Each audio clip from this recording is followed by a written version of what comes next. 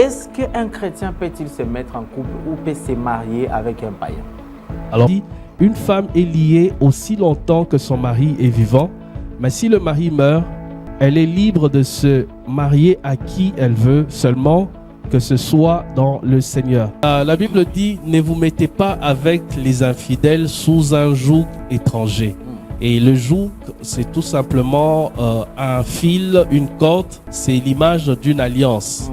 Et la Bible dit, nous sommes le temple de Jésus, donc nous ne pouvons pas nous associer aux idoles. Donc tu es chrétien, tu es chrétienne, tu ne peux pas te marier avec quelqu'un qui croit aux idoles. Aux autres, ce n'est pas le Seigneur, c'est moi qui dis. Et si un frère a une femme non croyante et qu'elle consente habiter avec lui, qu'il ne la répudie point. De la même manière pour une sœur. Et comment pouvons interpréter cela? Parce que c'est déjà un mariage mixte. Le texte que vous avez cité parle du cas de deux personnes qui se sont mariées avant leur conversion. Okay. Ils étaient des païens. Alors il y a un qui s'est converti. La Bible dit, si le païen consent de rester avec la chrétienne va accepter de continuer les mariages. Mais si le païen décide de partir, la chrétienne va aussi accepter qu'il y ait divorce et elle n'est pas liée, c'est-à-dire elle peut se remarier. Il y a des jeunes frères, les jeunes sœurs, on ne peut pas se voiler la face, qui tombent amoureux ou amoureuses d'un frère ou d'une sœur, tombent amoureux d'un païen. Mais après, il les ramène à l'église. Est-ce qu'un chrétien peut-il espérer convertir son conjoint non croyant? Ou c'est risquant? Alors, dans le texte que vous avez cité, 1 Corinthiens chapitre 7, versets 12 à 16, dans l'apôtre Paul dit, si avant ta conversion, tu avais épousé une païenne, tu t'es converti, ne te sépare pas directement. Donc, si la païenne consent de rester avec toi, vous restez. Et il y a aussi le verset qui dit, qui sait si à travers toi, cette païenne ou cette non-croyante va se convertir. Alors, lorsque Paul dit qui sait, c'est-à-dire il n'est pas sûr. Ça peut se faire que à travers toi, le non-chrétien ou la non-chrétienne se convertisse. Tout comme la personne peut demeurer païenne jusqu'à la fin de ses jours. Pourquoi? Parce que la conversion d'une personne, ça dépend pas seulement de Dieu, mais aussi de l'homme. La Bible dit, Dieu veut que tous les hommes soient sauvés et parviennent à la connaissance de la vérité. Est-ce que pour autant tous les hommes sont sauvés? Non. La volonté de Dieu est que tous les hommes soient sauvés. Mais ce n'est pas tous les hommes qui acceptent la parole de Dieu, qui acceptent l'évangile.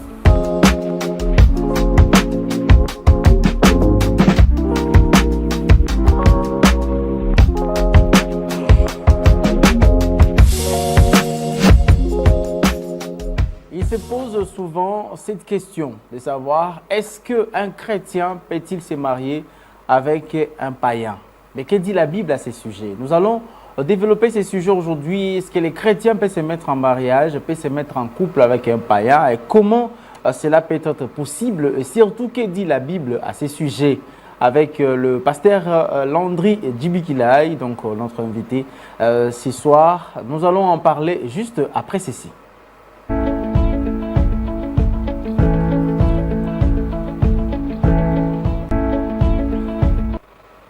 Le mariage entre chrétiens et païens, que dit la Bible? Pasteur Landry, bonjour et bienvenue. Bonjour Papa Hervé et merci pour l'invitation. Je salue aussi tous nos téléspectateurs.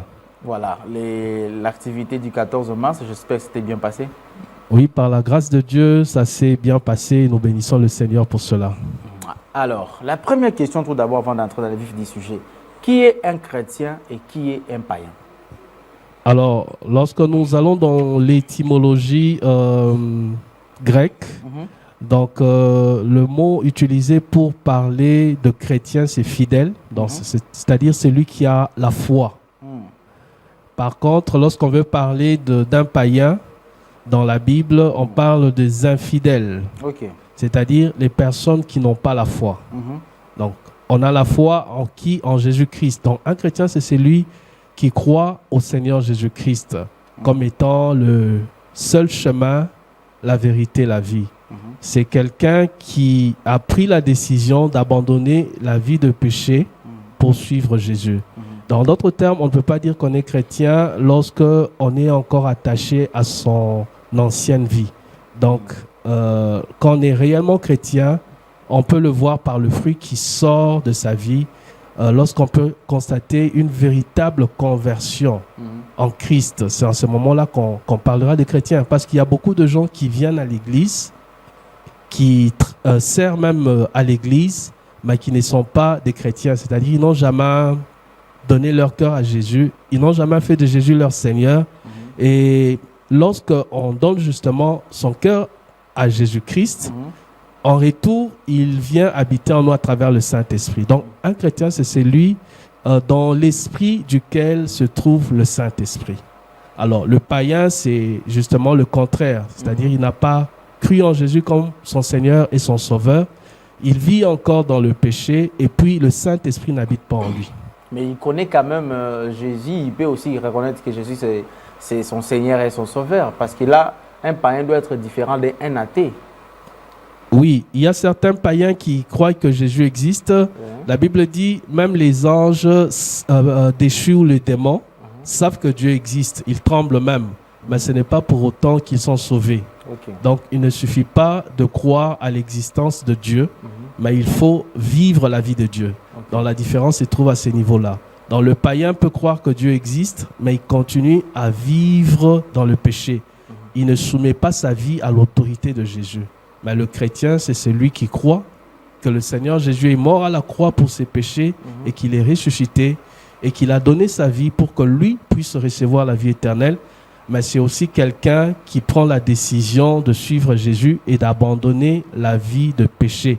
Et pour abandonner la vie de péché, on a justement besoin de l'aide du Saint-Esprit. Donc, ce qui fait la grande différence entre le chrétien et les païens, c'est la présence du Saint-Esprit.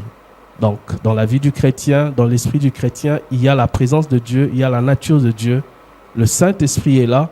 Par contre, chez le païen, en lui, il n'y a pas d'esprit de Dieu, même s'il vient à l'église. Donc, c'est un simple religieux. Mais ce n'est pas quelqu'un qui a fait une expérience personnelle, une rencontre personnelle avec le Seigneur Jésus. Alors, entrons maintenant dans les vifs du sujet, les mariages entre chrétiens et un païen. Est-ce qu'un chrétien peut-il se mettre en couple ou peut se marier avec un païen? Alors, pour répondre à la question, j'aimerais que nous puissions lire la Bible. Voilà. Parce que quand j'ai vu le thème ou le sujet de l'émission, c'est un chrétien peut-il épouser une païenne? Que dit la Bible? Voilà. Donc, nous devons nous référer à la Bible. Voilà. Alors, nous allons lire la parole de Dieu dans 1 Corinthiens chapitre 7, le verset 39. 1 Corinthiens 7, 39. Oui. Et ici, c'est l'apôtre Paul qui s'adresse aux chrétiens qui sont à Corinthe. 1 Corinthiens chapitre 7, verset 39. La Bible dit, « Une femme est liée aussi longtemps que son mari est vivant, mais si le mari meurt, elle est libre de se marier à qui elle veut, seulement que ce soit dans le Seigneur. » Donc l'apôtre Paul dit, aussi longtemps que le mari est vivant, une femme mariée ne peut pas se marier avec un autre homme. Ben, au moment où son mari meurt, elle n'est plus liée. Elle est libre de se marier avec qui elle veut. Mais on précise quelque chose. Seulement que ça soit dans le Seigneur. Donc, tu peux te marier avec n'importe qui. Tu es une femme, mais seulement que ça soit dans le Seigneur. Tu es un homme, tu peux te marier avec n'importe quelle fille ou femme, mais seulement que ça soit dans le Seigneur. Et lorsqu'on dit dans le Seigneur, ça signifie que ça se fasse selon la volonté de Dieu. Donc, lorsque tu te maries avec quelqu'un qui n'est pas dans le Seigneur, quelqu'un qui n'est pas chrétien, né de nouveau, donc votre mariage n'est pas dans la volonté parfaite de Dieu. Et quand vous n'êtes pas dans la volonté parfaite de Dieu, vous vous exposez à beaucoup de dangers, à beaucoup de problèmes. Est-ce que cela on peut seulement juste considérer comme étant un conseil, donc peut-être un conseil spirituel, ou ne pas dire clairement que la Bible interdit clairement le mariage entre un païen et un chrétien, mais c'est juste un conseil sur le plan spirituel parce que l'un peut tirer l'autre. Alors, je ne dirais pas que c'est un simple conseil, parce qu'un conseil, c'est à prendre ou à laisser. Ici, c'est un commandement du Seigneur à travers l'apôtre Paul. Il dit qu'on est libre de se marier avec qui on veut, mais seulement ça doit être dans le Seigneur. Donc la personne avec qui on se marie doit être dans le Seigneur. Et c'est en ce moment-là que notre mariage sera approuvé de Dieu. Se fera selon le plan et la volonté de Dieu. Alors, il y a un deuxième texte pour essayer de renchérir ce que je viens de dire. Donc, nous sommes dans 2 Corinthiens chapitre 6, le verset 14 à 16. Donc, si vous avez le texte, vous pouvez nous faire la lecture. 2 Corinthiens 6. Le verset 14 à 16. Verset 14 à 16. Donc, je lis. Ne vous mettez pas avec les infidèles sous un joug étranger. Sous un joug étranger, car quel rapport y a-t-il entre la justice et l'iniquité? Ou qu'y a-t-il de commun entre la lumière et les ténèbres? Quel accord y a-t-il entre Christ et Bélial? Ou quelle part a les fidèles avec l'infidèle? Et au 16, quel rapport y a-t-il entre le temps de Dieu et les idoles? Car nous sommes le temple de Dieu, le temple de Dieu et les idoles, car nous sommes le temple du Dieu vivant, comme Dieu l'a dit, j'habiterai et je marcherai au milieu d'eux, et je serai leur Dieu, et ils seront mon peuple. Amen. Donc, dans ce texte, la Bible dit « Ne vous mettez pas avec les infidèles sous un joug étranger ». Et le joug, c'est tout simplement un fil, une corde, c'est l'image d'une alliance. Donc, alors le Seigneur interdit qu'un chrétien puisse se mettre avec un infidèle sous un joug. Et ces jougs-là, c'est appelé joug étranger. C'est-à-dire, ce n'est pas un joug qui est conforme à la parole de Dieu. Et la Bible renchérit en disant qu'il n'y a pas de lien entre la lumière et les ténèbres. Cela veut dire que quand tu es chrétien, tu es né de nouveau, tu appartiens au royaume de lumière. Alors, la personne qui est païenne est dans le royaume de ténèbres, même si elle ignore cela. Alors, il n'y a pas de lien entre la lumière et les ténèbres. La Bible dit aussi, il n'y a pas de lien ou de rapport entre la justice et l'iniquité.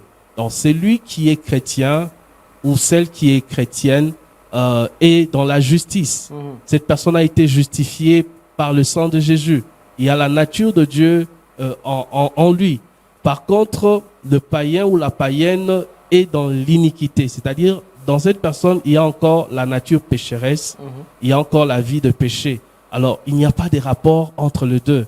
La Bible dit aussi qu'il n'y a pas de rapport, il n'y a pas de communion entre Christ et Bélial. Alors, Christ, c'est notre Dieu, c'est notre Seigneur. Bélial représente le diable, représente les divinités païennes. Alors, tu ne peux pas en même temps t'engager avec quelqu'un, toi tu es en Christ, tu crois en Christ, et cette personne-là est dans l'occultisme, cette personne est dans la sorcellerie, cette personne croit encore au pouvoir de Dieu des ancêtres. Il n'y a pas de lien, il n'y a point de rapport. Et la Bible dit, nous sommes le temple de Jésus, donc nous ne pouvons pas nous associer aux idoles. Donc, tu es chrétien, tu es chrétienne, tu ne peux pas te marier avec quelqu'un qui croit aux idoles.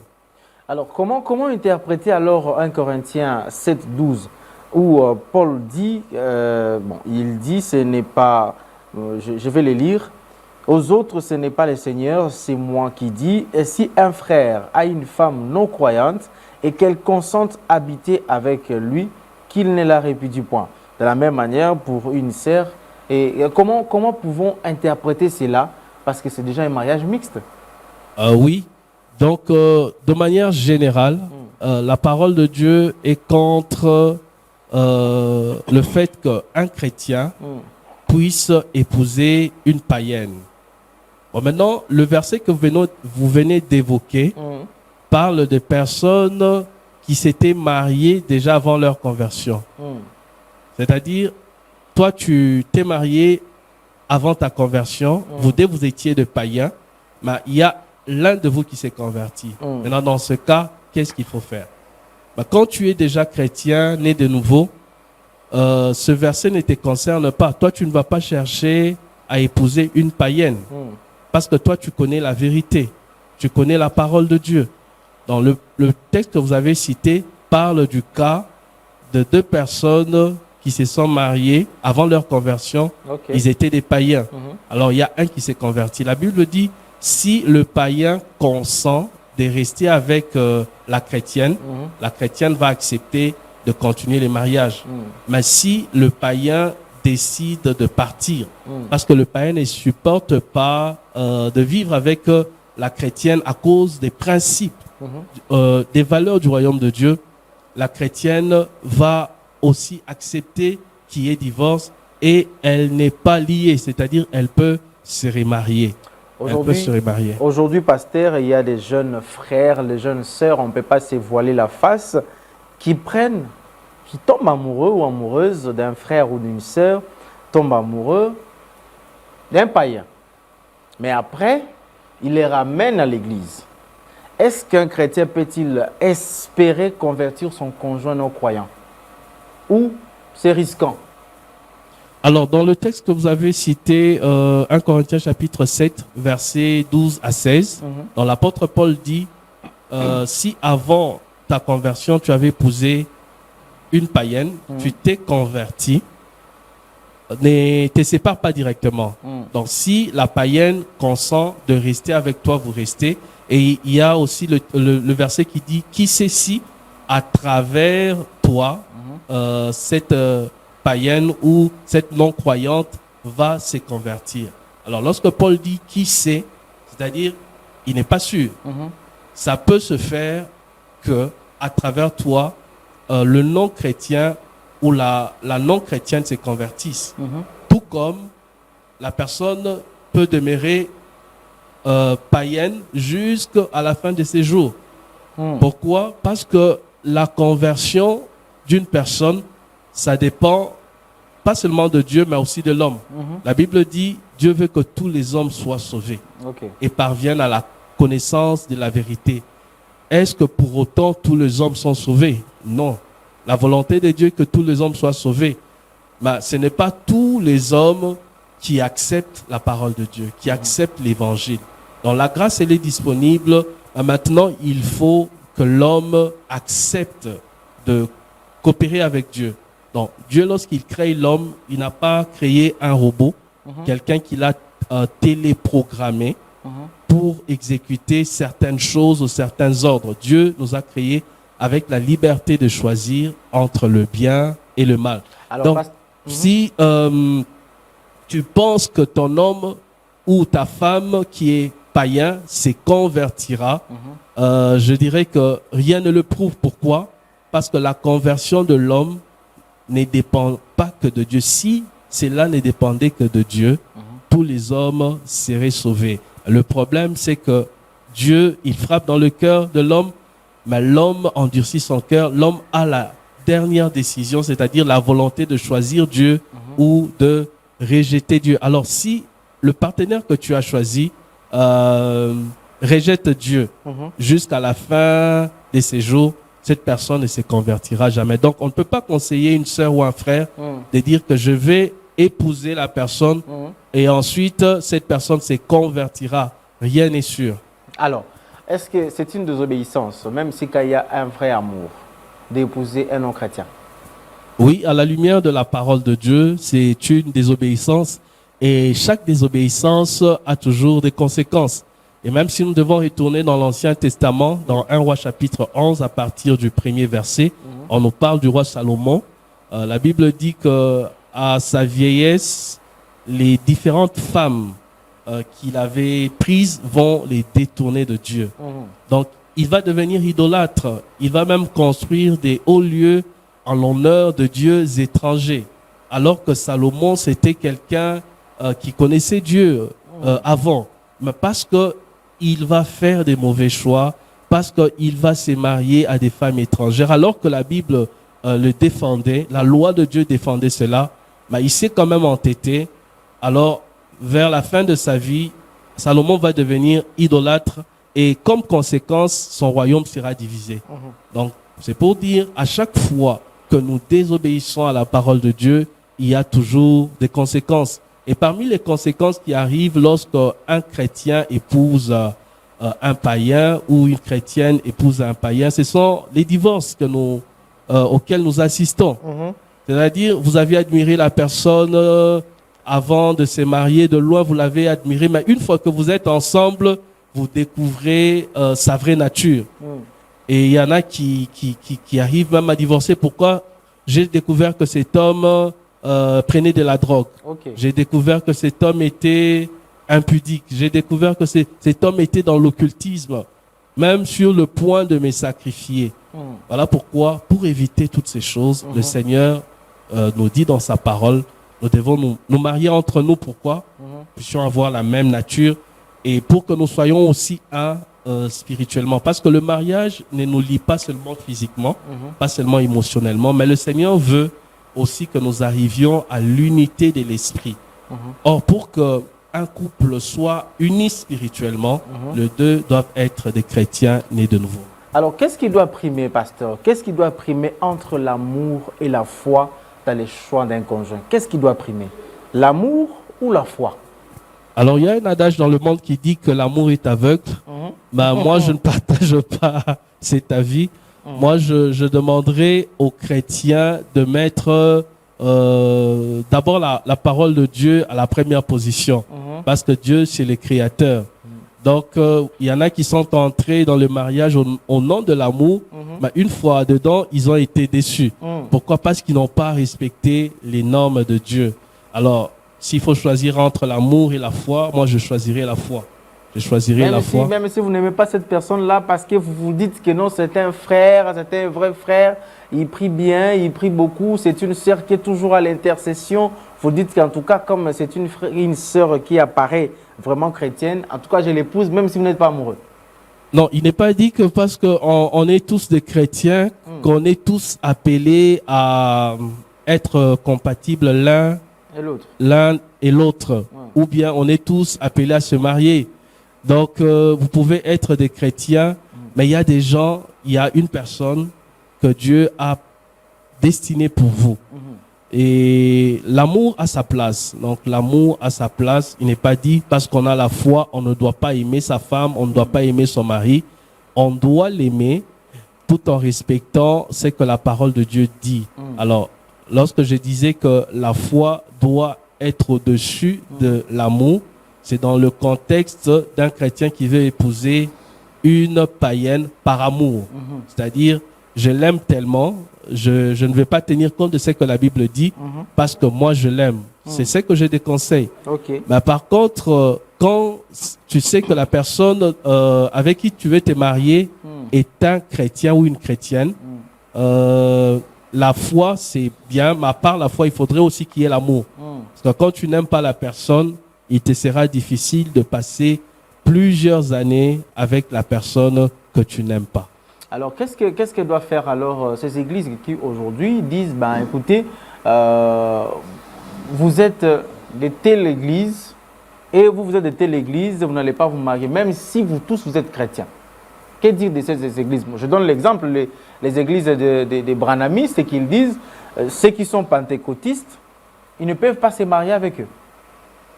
Alors, c'est important. Tous chrétiens. Lorsqu'on parle du croyant, comme je venais de vous le dire, dans le mot croyant, fidèle, il y a la racine grecque pistis, la foi. Et la foi est basée sur la parole, la doctrine. Donc, en d'autres termes, vous devez vous marier avec quelqu'un avec qui vous avez la même doctrine. Vous croyez les mêmes choses concernant Dieu. Donc, si la doctrine enseignée chez nos frères du message est différente de la doctrine des pentecôtistes, moi, je ne conseillerais pas un tel mariage. Pourquoi? Parce que ça va poser un problème dans les domaines de l'harmonie dans le couple. Donc, il y aura quelque chose qui ne marchera pas. La femme croit à autre chose, l'homme croit à autre chose, et ça peut créer beaucoup de problèmes. Maintenant, si ce sont des églises pentecôtistes ou les églises des réveils où on a généralement la même doctrine, malgré quelques petite différence. Donc, les personnes peuvent se marier. Donc, vous êtes dans cette église de réveil ou pentecôtiste, voire même protestante, et vous allez vous marier à un frère ou à une sœur d'une autre église. Il n'y aura pas vraiment de différence. Pourquoi? Parce que vous croyez aux mêmes choses. Donc, ce n'est pas mauvais que les frères de EGJC, l'église glorieuse de Jésus-Christ que vous dirigez, se marient avec une sœur qui est croyante ou chrétienne dans l'église du pasteur Mike Alamba, donc dans sa présence church. Ce n'est pas mauvais. Non, non, ce n'est pas mauvais. Pourquoi? Parce que nous avons pratiquement la même doctrine. Ok. Vous avez la même doctrine. Maintenant, pour ceux-là maintenant qui bénissent les mariages, qui disent, ben écoutez, vous êtes croyante, vous êtes chrétienne, mais peut-être par vos œuvres, les frères ou la sœur qui est païen ou païenne peut changer. Mais le pasteur arrive quand même à bénir ces mariages mixtes. Qu'est-ce que vous allez lui dire? Alors moi, je demanderai aux hommes de Dieu de rester bibliques. Et en restant biblique, vous protégez aussi les brebis que le Seigneur vous a données. Et souvent, nous, le pasteur, nous recevons la pression de fidèles, surtout des fidèles qui sont sur le point de se marier. Il y a certains qui vont dire, si vous ne me bénissez pas ici, j'irai chercher un autre pasteur qui va me bénir. Tout ça, on met la pression. Et lorsque on cède à la pression, on bénit le mariage, c'est-à-dire le chrétien épouse une païenne ou la chrétienne épouse un païen. Après le mariage, il y a maintenant des problèmes, il y a maintenant des divorces et c'est à la honte de l'Église. Donc mieux vaut prévenir que guérir. Alors si même il ne faut pas bénir de mariage, tant mieux. Mais nous devons rester bibliques. Donc avant de bénir un mariage, il faut se renseigner que le frère ou la sœur est réellement chrétien, pas des gens qui viennent à l'église. Tout le monde peut venir à l'église, mais nous devons voir le fruit de l'esprit. Ce sont le fruit de l'esprit qui témoigne que la personne s'est réellement convertie. Et c'est en ce moment-là que nous pouvons bénir.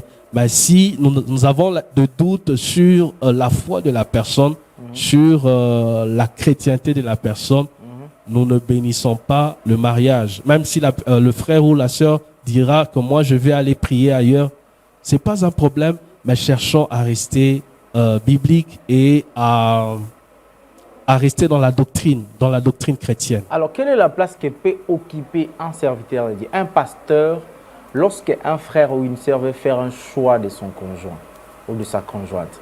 Quelle est la place que peut occuper le pasteur? Conseiller spirituel, conseiller psychologique ou conseiller amoureux?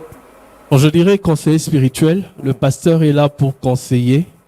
Et même lorsque vous vous mariez dans l'église, donc il y a certaines choses que le pasteur connaît sur les fidèles que d'autres ne connaissent pas. Donc lorsque vous voulez vous engager, vous parlez au pasteur. Le pasteur peut vous conseiller, vous dire que non.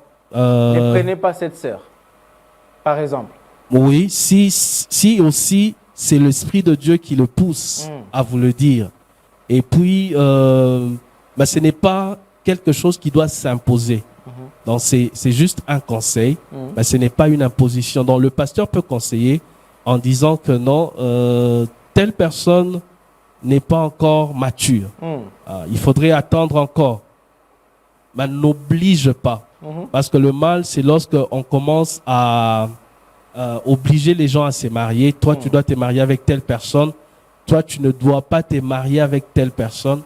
Là, c'est mauvais. Mais conseiller, ce n'est pas mal. Lorsqu'on trouve que le frère n'est pas sérieux, je n'aimerais pas que une sœur de l'église puisse épouser un frère qui n'est pas sérieux, qui ne veut pas abandonner le péché, bien que ce frère vienne à l'église. Donc, je conseillerais à la sœur de prendre le temps de prier, de ne pas aller trop vite. Mais si déjà l'amour influence, parce qu'il y a aussi les émotions physiques qui peuvent aussi influencer la personne. Déjà, il y a des exemples, vous voyez ces frères-là, c'est un chantre à l'église, c'est un chantre, c'est une star dans l'église. C'est ces chantres-là qui viennent me proposer, écoutez, je les vois déjà comme ça. Est-ce que vous ne pensez pas que les émotions physiques de cet amour-là qui commence à naître peut influencer son spirituel? Alors, je ne dis pas que tous les chantres sont impudiques, mais s'il s'avère que le chantre en question est impudique Ouais. et que la sœur ignorait cette vérité, Oui. le pasteur le sait. Ouais. Le pasteur l'avait même suspendu. Hmm. Alors, le pasteur ne va pas